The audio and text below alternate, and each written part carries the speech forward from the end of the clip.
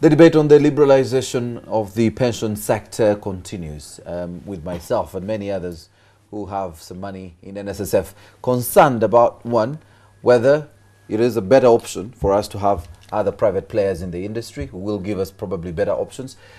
But the board chair of NSSF, who's the former CEO at Vivo Energy, or Shell, Uganda, as you could have called it, did weigh in with his 2 cents. And it's only right that we look at what he said, but also pick Andrew's mind on Newsnight.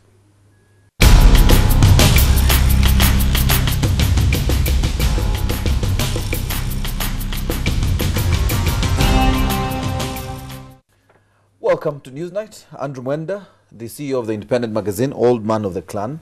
Andrew, you've read the interview, a very candid interview. One of the very best I have read. He's a very smart man, and one of the best we have in this country. Ivan stays away from actually saying the NSSF wants to monopolize the industry by fighting the liberalization of the sector, but blames it on the law. Do you agree? Well, first of all, I think that it is very good to liberalize the sector and open it to competition. And you've said it before. Yes, while putting in place sufficient safeguards. Because right now, if you look at other market players, remember that the pension sector in Uganda is fairly liberalized.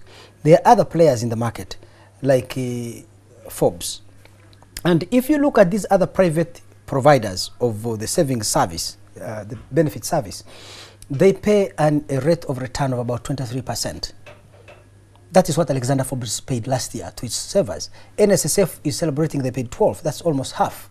So if you had 100 million shillings, NSSF paid you 12 million, actually 11.5 million shillings as interest. The other guys paid you 23. Whom would you save with? You'd go with the private investor, yes. So anything that increases the risk to NSSF and the competition of others is welcome in the market.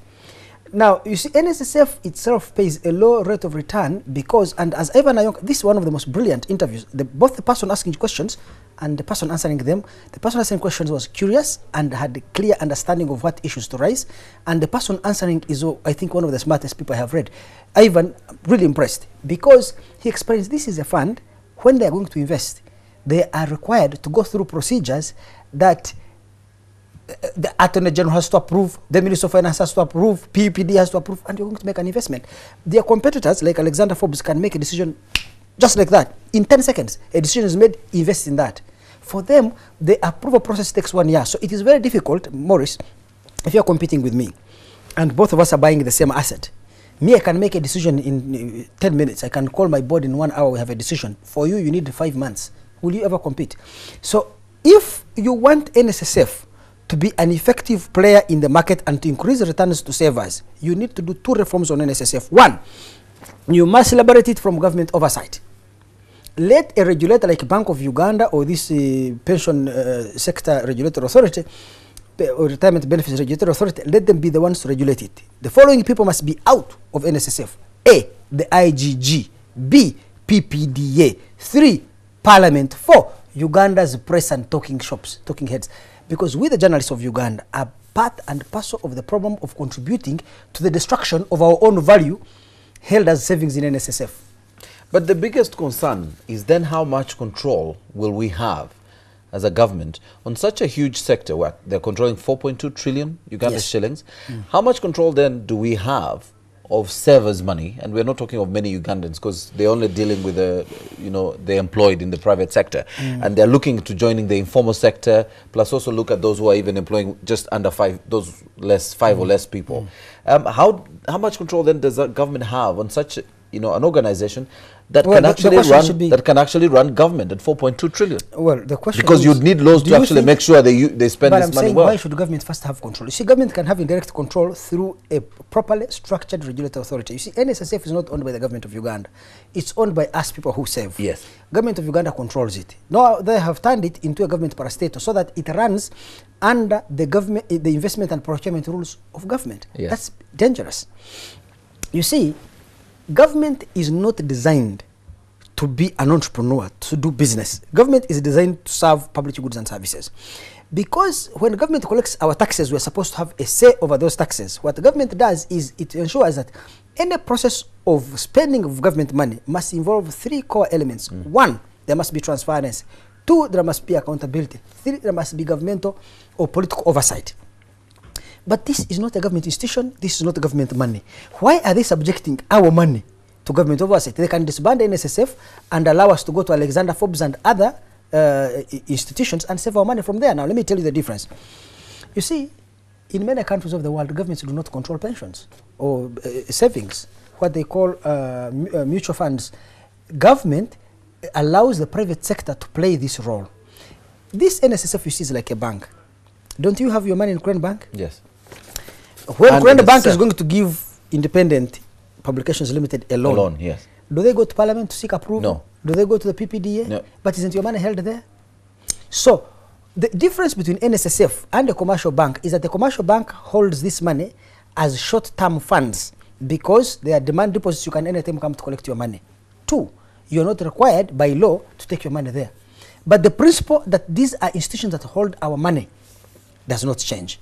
Now, let me give you another thing about NSSF. If you look at what Ivan is saying, over the last 3 years, they have increased their total portfolio from 2 trillion to 4 trillion in just 2 years. They have increased their monthly contribution from 300 billion to 600 billion. They have increased the compliance from 43% to 78%. They have increased customer satisfaction from 46% to 88%. All of a sudden, the managing director, the corporation secretary have all been removed from their jobs. So if you set for me targets as a manager, and these are the benchmarks I must achieve, I have met and exceeded each and every target that was important that you laid for me. Why is Richard Byarugaba out of a job? But that's the political involvement we are trying to avoid. We can manage the fund and protect the fund, but not fight its management. But so I'm telling you now, the minister is responsible. Remember that an investment decision must be approved by the minister. Yes. With all due respect to Maria Chiwanuka, a lot of investment decisions have been taken to her for the last 2 years. She has never approved them. They are still seated on her desk. Yes. 2, the management that has clearly achieved all the performance objectives laid to them, their contracts were not renewed. In fact, she said, you go and reapply. You see, if you begin treating managers who have achieved like that in any company, how do you think that company is going to run over the long term? Please tell me. Finally, very quickly as we conclude, he raises a concern, Ivan, about the ability of the private investors, those who would want to join the industry, the pension industry, in their, if they think of investing in a project and it does not work, they will transfer that loss onto their customers, onto you and I, if we're investing there, which the law, the NSSF law does not, the NSSF Act does not guarantee. And a loss to NSSF may reduce the amount of interest you get, but does not affect how much money you still have in your account. Here, the law is very vague, he says, and it means that you, an investor in the private, firm, that pension firm, will actually have a loss on your account if they make a loss on investment. Yes, but I think that if in fear of that risk, then they create a law, assuming for the first 10 years I earn 23%, and in the 15th year I earn 0 or -2 interest rate. What's wrong with that? You see, my own view is that we should look at how much you earn from a given portfolio of a long period of time, because there are many different ways you can invest pension money. You can invest in equities. These are shares. You buy stock on the stock market and hold it. Stock prices can go up and down depending on market dynamics. That is 1. 2, you can also invest in metals, gold, diamonds, platinum, which have stable prices. 3, you can invest in real estate. 4, you can invest in forestry. 5, you can invest in short-term liquid assets like treasury bills and bonds, right? Now, if you diversify your portfolio, then you are able to cushion yourself against risk. And what he's saying is hypothetically correct. But if you have a proper regulatory framework, which requires that those who manage people's savings are able to diversify their portfolio and ensure that the risk is spread across a broad set of portfolios, then you reduce the risk that would create loss to the person who is saving. Well said, Andrew. Well, that's where we'll leave it. That was Newsnight. The debate on the liberalization of this sector will continue, and we will probably come and revisit it sometime on Newsnight. Thanks for watching.